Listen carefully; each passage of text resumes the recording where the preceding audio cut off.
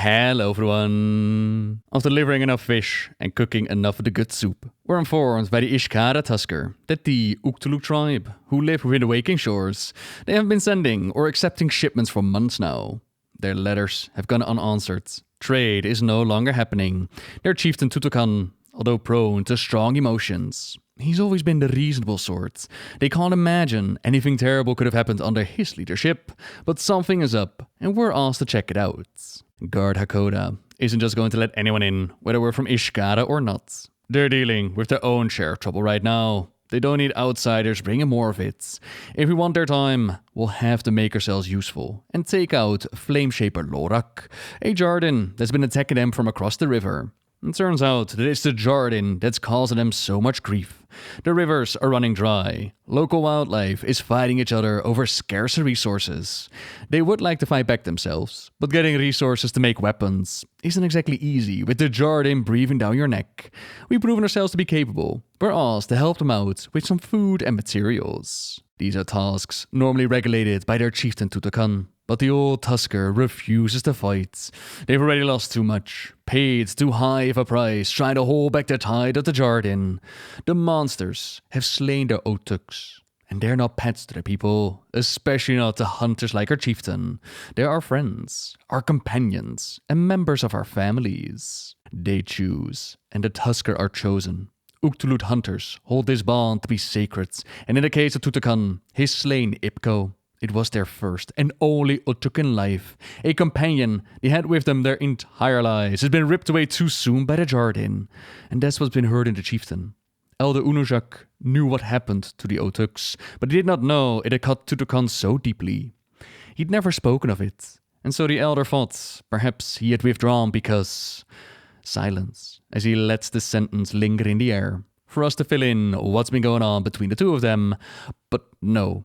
Of course, Ipko had been the reason. They assumed each other's strengths, and it has blinded them. Let us join the ritual and say farewell to the beloved Otuk. Please assist Unuyak with the ritual. I would like to stay with Ipko. Ancestors, just as this smoke rises to the skies, embrace our fallen friend as she rises to rejoin you. Ipko led many great hunts alongside our chieftain, protecting our people from enemies and from hunger. Accept this offer, the fruits of one of her many victories. Karakut hears us. Lift up the lantern to guide him here. Ipko has been one of the greatest, a hunter, a warrior, and a friend. But we remember always that oil unshared can light only one lantern.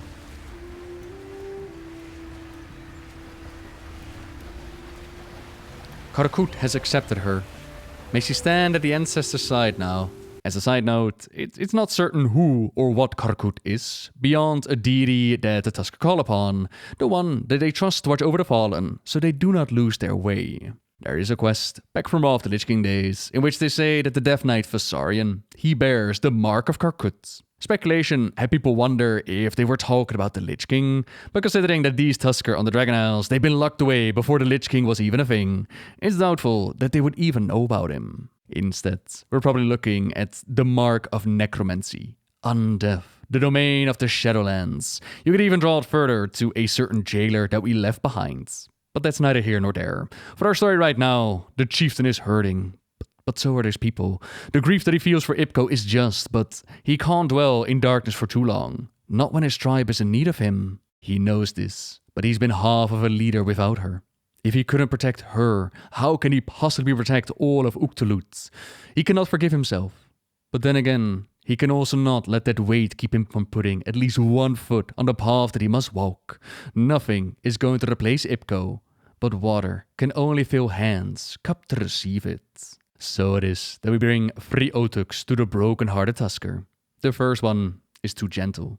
The second, too eager for glory, too eager for a fight.